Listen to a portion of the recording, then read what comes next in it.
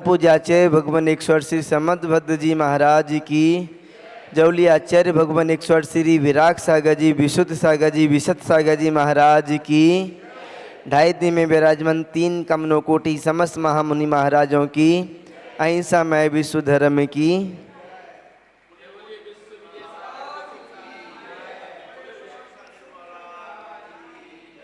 अभी तक हमने सम्यक दर्शन के चार अंगों को पढ़ा और समझा। सबसे पहला अंग था निसंकित अंग। दूसरे नंबर पे हमने पढ़ा था निकांक्षित अंग। और तीसरे नंबर पे पढ़ा था हमने कौन सा वाला, सभी लोग नाम बताओ। निसंकित, निकांक्षित और तीसरे नंबर पर निर्विचिकित्सा। और चौथे नंबर पे पढ़ा था हमने अमूढ़ दृष्टि। अब पांचवें नंबर पे आज पढ़ेंगे उपगुहन। उपगुहन, उपगुहन का मतलब क्या होता है? उपगुहन का मतलब होता है किसी भी चीज को छिपाना, यानी कि प्रकट नहीं करना। किस चीज को प्रकट करना है और किस चीज को प्रकट नहीं करना, तो इसको अपन समझेंगे। पहले अपन श्लोक का वाचन करेंगे, उसके बाद में इस चीज को समझने की कोशिश करेंगे। स्वयं शुद्धस्य मार्गस्य बालासक्ति जनाश्रयाम वाच्यन्ताम इति परमार्जन्ति तद्वदन्त्युपगुहनम। अपना जो मोक्ष मार्ग है, अपना जो धर्म है, रत्नाते धर्म है, 10 धर्म है, ये कैसा है? ये कैसा है? स्वयं शुद्ध से मार्ग से, जो मार्ग है, जो धर्म है, वो स्वयं में कैसा है? शुद्ध है, पवित्र है, पावन है। किसी प्रकार की कोई कमी नहीं है, न किसी प्रकार से अशुद्ध है। एकदम 100%, 100% और 24 कैरेट बिल्कुल एकदम शुद्ध है। इसमें किसी प्रकार का कोई भी अपन कह सके कमी हो, ऐसा हो नहीं सकता। अपना जैन धर्म में, मोक्ष मार्ग में, जिन मार्ग में किसी भी प्रकार की कोई कमी नहीं है। पर क्या होता है? कमी तो नहीं है। स्वयं शुद्ध से मार्ग से, मार्ग तो स्वयं में शुद्ध है, पर बाला सक्त जनाश्रयाम। कोई बालक होता है ना, बाल, बाल किसको कहते हैं?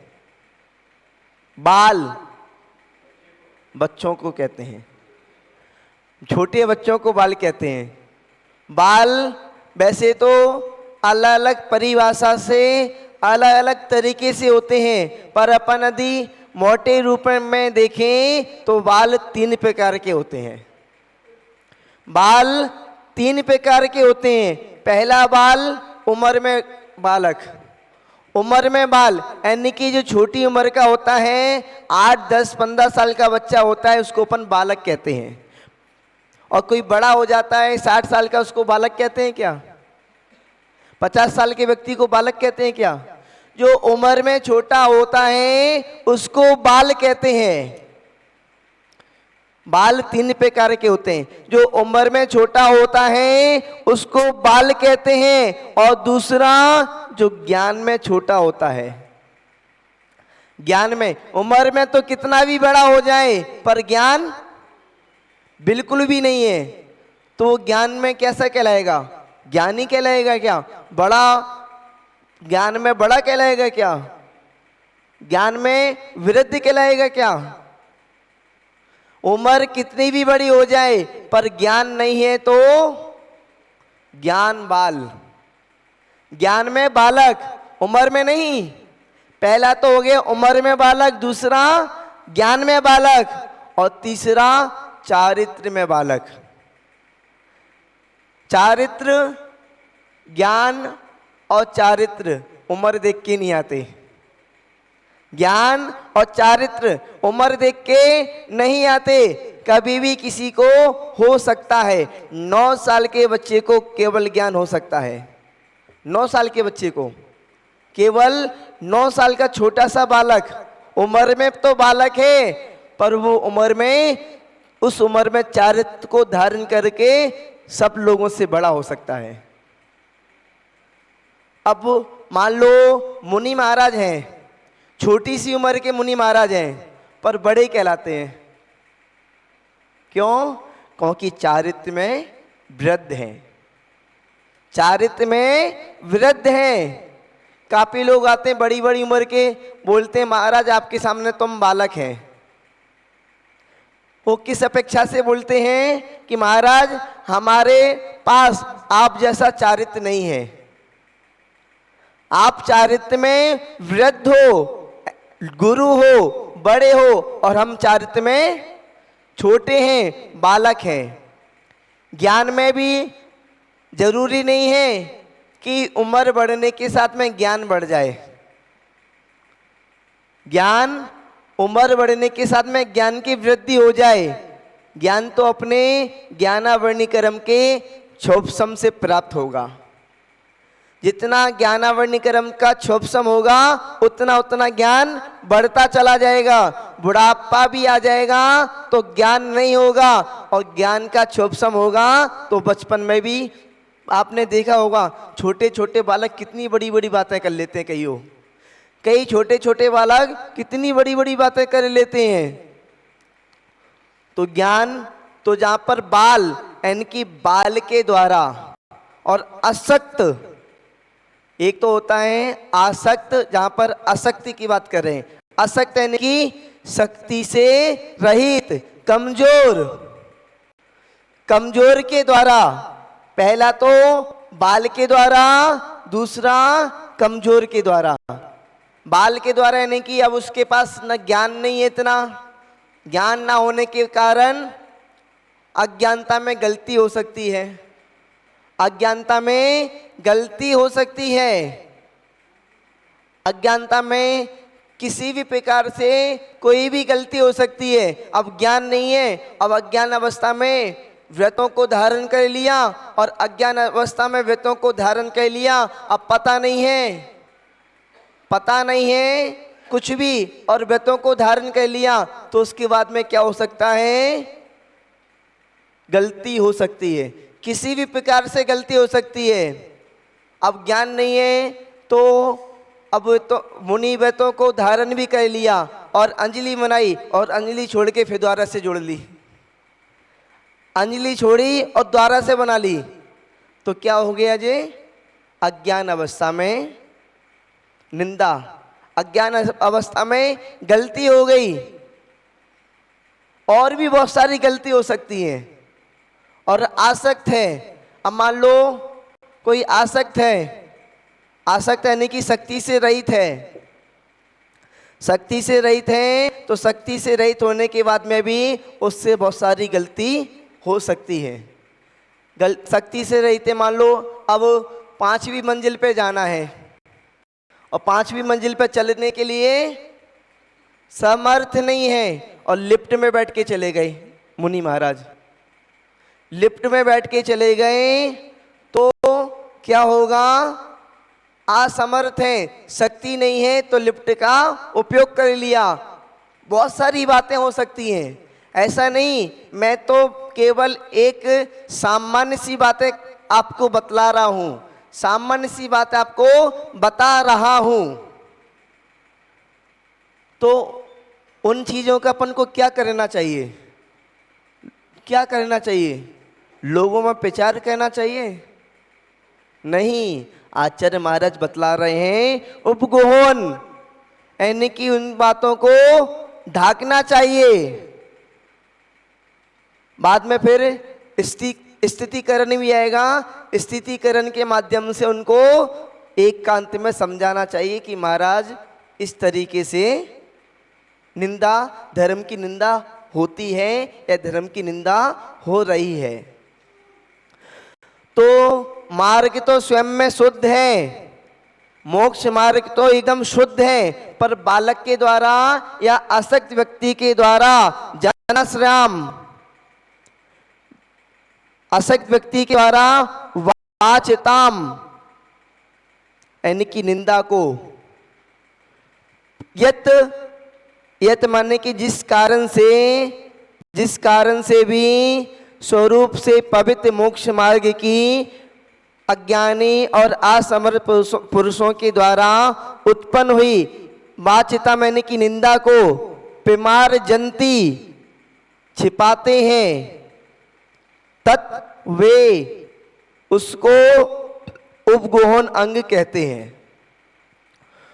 उपगोहन अंग किसको कहते हैं? यदि मान लो किसी से कुछ गलती हो गई है, किसी से कुछ गलत हो गया है, तो उसको डांटना नहीं, उसको लोगों के सामने प्रकट नहीं करना, बल्कि छुपा लेना।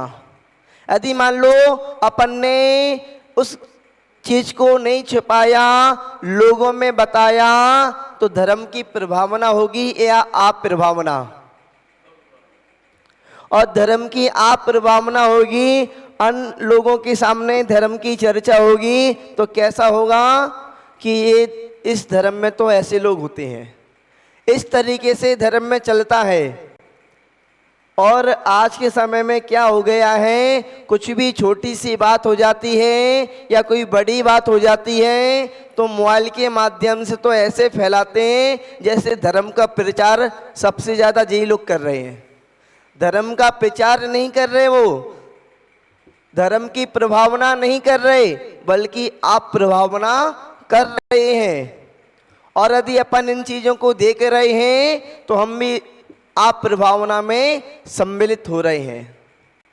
अब रही बात, अब कुछ कहेंगे महाराज यदि आज के समय में तो बहुत सारी चीज़ें होने लगी हैं और यदि इनको ठीक नहीं करेंगे तो कैसे काम चलेगा? अरे ठीक नहीं हो रही, बल्कि लोगों की श्रद्धाएं टूट रही हैं, लोगों की आस्था टूट रही है, बल्कि आप सही नहीं कर रहे, आप लोगों की आस्था को, श्रद्धा को तोड़ रहे हो। हाँ, यदि किसी से कुछ गलती होती है तो स्थितिकरण किया जाता है, उनको एकांत में बताया जाता है, समझाया जाता है, ना कि लोगों में प्रकट किया जाता है। और एक जिनेंद्र भक्त सेठ थे, जिनेंद्र भक्त सेठ, उन्होंने मालूम क्या किया था? एक छुल्लक जी महाराज थे, छुल्लक जी महाराज मालूम क्या कर रहे थे? क्या कर रहे थे? आप सोच सकते हो क्या कर रहे थे? वो मंदिर का छत्र था ना, उसको चुरा के भग रहे थे। क्या कर रहे थे? मंदिर के छत्र को चुराकर, ये ऐसा नहीं है कि मैं अपनी कहते हैं मनगढ़ंत कहानी बता रहा हूं, ये आचार्यों ने अपने शास्त्रों में लिखा हुआ है, वही मैं आपको बतला रहा हूं। एक गौड़ देश के में ताम्रलिप्ता नगरी थी, वहां के सेठ थे जिनेंद्र भक्त सेठ, और ऐसे सेठ थे कि इतना धर्म करते थे, इतना यानी कि अपने आवश्यक नियमों का पालन करते थे, अभिषेक करना, पूजन करना, स्वाध्याय करना आदि सब कार्य करने के बाद में भी कहीं पर यदि पुराने मंदिर हैं तो उनका पुनः उद्धार कराना, और कहीं पर मंदिर नहीं है तो वहां पर मंदिरों का निर्माण कराना, और भी अपने धर्म कार्य में लगे रहते थे। लोगों की सेवा करना, तीर्थ वंदना करना, गुरुओं की सेवा करना आदि कार्यों में लगे रहते थे। ऐसे जिनेंद्र भक्त सेठ थे, अच्छे सेठ थे, इसलिए तो संबंध भट्टाचार्य महाराज ने उनका नाम लिखा उनका नाम पुकारा और उनका 7 मंजिला घर था। 7 मंजिल का घर था। 7 मंजिल का कोई बड़ा घर नहीं होता। भरत चक्रवर्ती का तो 84 खंड का 84 मंजिला उनका महल होता है। और आज के समय में आपको देखने में भी मिल जाएंगे। बड़े बड़े मेट्रो सिटी में जाओगे तो वहाँ पर पता नहीं कितनी कितनी मंजिल के आपको बिल्डिंग मिल जाएगी। 100 मंजिल से भी ऊपर की बिल्डिंग मिल जाती है अब के समय में, या उससे भी ज़्यादा बड़ी। कितनी मंजिल की है? कितनी कितनी मंजिल की बिल्डिंग मिल जाती है। पहले के समय में थोड़ा सा सोचना पड़ सकता था कि इतनी मंजिल की भी बिल्डिंग हो सकती है क्या। तो उनका 7 मंजिल का महल था और महल में क्या किया था उन्होंने, 7वीं मंजिल पर एक पारसनाथ भगवान का जिनालय बनवाया था। अब लोग कहेंगे कि भाई महाराज श्री घर में जिनालय बनवा सकते हैं कि नहीं बनवा सकते। भैया यदि हम शास्त्रों को पढ़ेंगे तो रावण के महल में भी जिनालय था और जिनेंद्र भक्त सेठ जिनकी अपन चर्चा कर रहे हैं इनके घर में भी जिनालय था। अब जिनालय बनवा सकते हैं क्या नहीं बनवा सकते, वो आप लोगों का विषय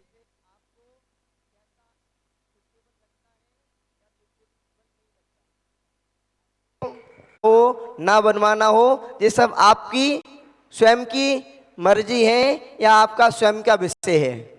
इसमें किसी का कुछ नहीं है। अब मान्यता से कोई ग्रसित होगा, किसी मान्यता से ग्रसित होगा तो वो अपनी मान्यता बता सकता है। कोई यदि ना बनवाने की मान्यता से ग्रसित होगा तो वो कहेगा नहीं बनवाना चाहिए, और कोई बनवाने की मान्यता से ग्रसित होगा तो वो कहेगा बनवाना चाहिए। ये सब आपका विषय है कि घर में चैत्यालय होना चाहिए क्या नहीं होना चाहिए। तो उनके घर में 7वीं मंजिल पर पारसनाथ भगवान का चैत्यालय था और चैत्यालय भी इतना सुंदर बनवाया था कि खूब सारे रत्नों से पूरे में रत्नी रत्न उसने लगवाए थे। और भगवान के ऊपर एक छत्र लगवाया था, 3 छत्र। और कैसे, बैडूर मणि के, बैडूर मणि उस छत्र में लगी हुई थी। छत्र भगवान के ऊपर छत्र में बैडूर मणि लगी हुई थी और उनका ऐसा चैत्यालय था, ऐसा जिनालय था कि पूरे नगर में इस जिनालय की चर्चा थी कि बताओ जिनेंद्र भक्त सेठ का घर में 7वीं मंजिल पर चैत्यालय, देखो कितना सुंदर चैत्यालय बनवाया है, कितना उन्होंने खर्च किया है और कितने उन्होंने रत्नों को उस चैत्यालय में लगवाया है। और रत्नों के साथ साथ उन्होंने भगवान के ऊपर छत्र लगाया है, तो छत्र में भी वैडूर मणि सबसे बेशकीमती रत्न को जड़वाया है। इसकी चर्चा पूरे में फैलने लगी, हवा की तरह पूरे में फैल गई। तो एक बार क्या हुआ कि पाटलिपुत्र नगर के राजा यशोध्वज और उनकी रानी सुसीमा, उनका एक पुत्र था सुबीर।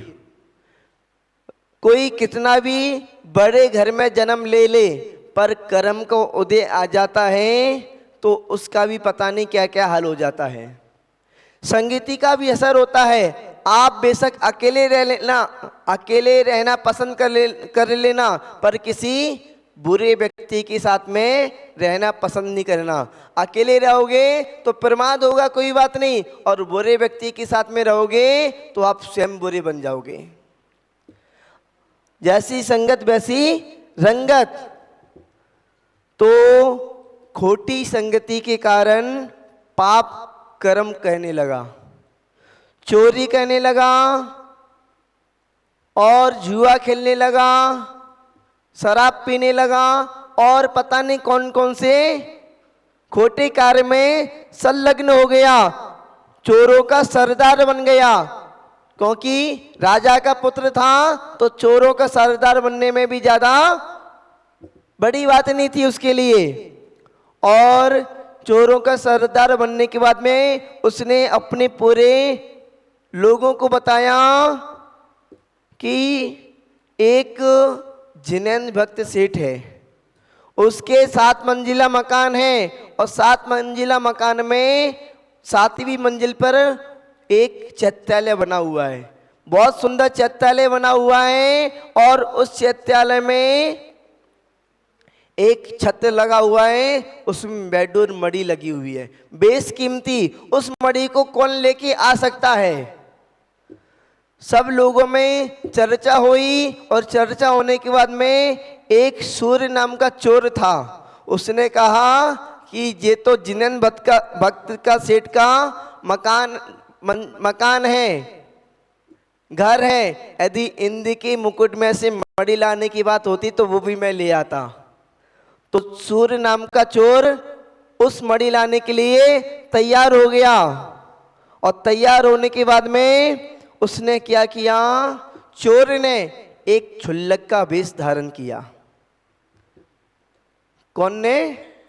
चोर ने। क्षुल्लक जी नहीं थे वो, जो चोर था, और वेश बनाया था क्षुल्लक का।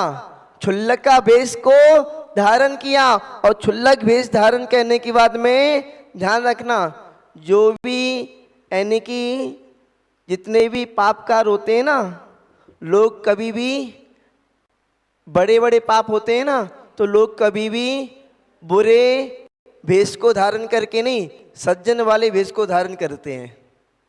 सज्जन का वेश को धारण करके उल्टे सीधे काम करते हैं, और कभी भी यदि दुर्जन का वेश धारण करके उल्टे सीधे काम करेंगे तो नहीं होगा। अपने बताते हैं, रावण ने भी जब सीता का हरण किया था तो एक साधु का वेश बनाया था।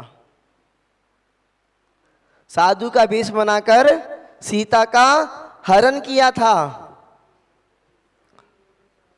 कपट से। तो जहां पर क्षुल्लक का वेश धारण कर लिया, और क्षुल्लक का वेश धारण करने के बाद में जो शास्त्रों में लिखा हुआ है वही मैं बता सकता हूँ, शास्त्रों के बाहर या ऐसा उल्टा सीधा मैं नहीं बता सकता। शास्त्रों में जो लिखा हुआ है वही मैं बता रहा हूँ, और इसी तरीके से उसमें घटना लिखी हुई है। इसी तरीके से घटना लिखी हुई है, उसी तरीके से मैं बतला रहा हूँ। तो एक चोर का वेश धारण कर लिया, चोर ने क्षुल्लक का वेश धारण कर लिया, और क्षुल्लक का वेश धारण करने के बाद में खूब साधना करने लगा, खूब तप और त्याग करने लगा। और साधना तप क्या त्याग करते हुए उसका अच्छा प्रभाव हो गया, उसका अच्छा नाम होने लगा। वो वाले क्षुल्लक जी महाराज तो खूब उपास करते हैं, खूब साधना करते हैं, खूब तप करते हैं, और नाम कमाते कमाते वह जिनेंद्र भक्त सेठ के नगरी में पहुंच गया। और जिनेंद्र भक्त सेठ को पता पड़ा कि एक अच्छे तपस्वी क्षुल्लक जी महाराज आए हुए हैं, खूब साधना करते हैं, खूब उपास करते हैं। तो जिनेंद्र भक्त सेठ क्षुल्लक जी के पास गया और अपने महल में, अपने घर में, चैत्यालय में लिवा के लेके आ गया। और उसके बाद में क्या हुआ? सेठ जी को किसी काम से बाहर जाना पड़ा, जाना था। तो सेठ जी ने क्या किया? क्षुल्लक जी को बोला कि मुझे कहीं पर बाहर जाना है। तो क्षुल्लक जी के होने पर वो क्षुल्लक जी को सब बोलकर, और क्षुल्लक जी को बोलकर अपने यानी कि घर से कहीं अन्य जगह निकल गए। क्षुल्लक जी को बोला कि आप चैत्यालय में रहना, और हम अभी कुछ दिन के लिए जा रहे हैं और फिर वापस हम आ जाएंगे। क्षुल्लक जी को कहकर चले गए। क्षुल्लक जी जो थे, क्षुल्लक जी तो थे नहीं, कौन थे? चोर थे। उन्होंने सोचा कि अब अच्छा मौका मिल गया। जिनेंद्र भक्त सेठ थे वो निकल गए, और अब अच्छा मौका मिल गया। मौका देखा, और मौका देखते ही क्षुल्लक जी महाराज ने छत्र निकाला, और छत्र निकाला चुपचाप से और निकलने लगे। और जैसे ही वो निकलने लगे तो कोतवाल ने उनको देख लिया। छत्र इतना चमकीला था, उसमें बैडूर मणि लगी थी, इतनी चमकदार थी कि कोतवाल के देखने में आ गई। और कोतवाल ने जैसे देखा तो छुल्लक जी का पीछा करना प्रारंभ कर दिया। छुल्लक जी का पीछा प्रारंभ किया तो बाकी और लोग थे, वो भी सब लोग छुल्लक जी का पीछा करने लगे। तो छुल्लक जी आगे आगे दौड़ने लगे, भागने लगे। तो छुल्लक जी भागते भागते नगर के बाहर निकल गए। और नगर के बाहर निकले तो जो जिनेंद्र भक्त सेठ था, पहले जाने आने की जो व्यवस्था होती थी, तो ना तो मोटरसाइकिल थी, ना कार थी, ना ट्रेन थी, ना किसी प्रकार का कोई वाहन था।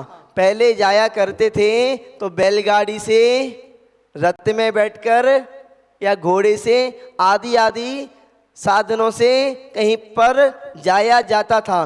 तो जिनेंद्र भक्त सेठ भी अपने बैलगाड़ी में, रथ में बैठकर निकला महल के बाहर। निकलने के बाद में अपने नगर के बाहर निकला। रात हो गई तो रात में ही वहां पर विश्राम किया अपने नगर के बाहर। तो छुल्लक भी दौड़ते दौड़ते नगर के बाहर पहुंचे। और नगर के बाहर पहुंचने के बाद में जहां पर जिनेंद्र भक्त सेठ का टेंट लगा हुआ था, विश्राम कर रहे थे, दौड़ते दौड़ते उनके टेंट में घुस गए। जैसे ही जिनेंद्र भक्त सेठ के सामने पहुंचे छुल्लक जी महाराज, और बाहर से आवाज आ रही थी, चोर चोर चोर पकड़ो। तो जिनेंद्र भक्त सेठ समझ गए कि कुछ ना कुछ गड़बड़ हुआ है। सब लोग उनके पास आए। आने के बाद में उनको बोला कि ये छुल्लक जी नहीं, ये चोर हैं। क्या? ये छुल्लक जी नहीं, ये चोर हैं। ये अपने मंदिर में से छत चुरा कर भागे हैं। अब बताओ जिनेंद्र भक्त सेठ क्या बोलेंगे, क्या कहेंगे? और यदि आप होते तो आप क्या बोलते, क्या कहते? आप ढक देते। अच्छा, इतने अच्छे हो आप इतने अच्छे हो आप क्या करते?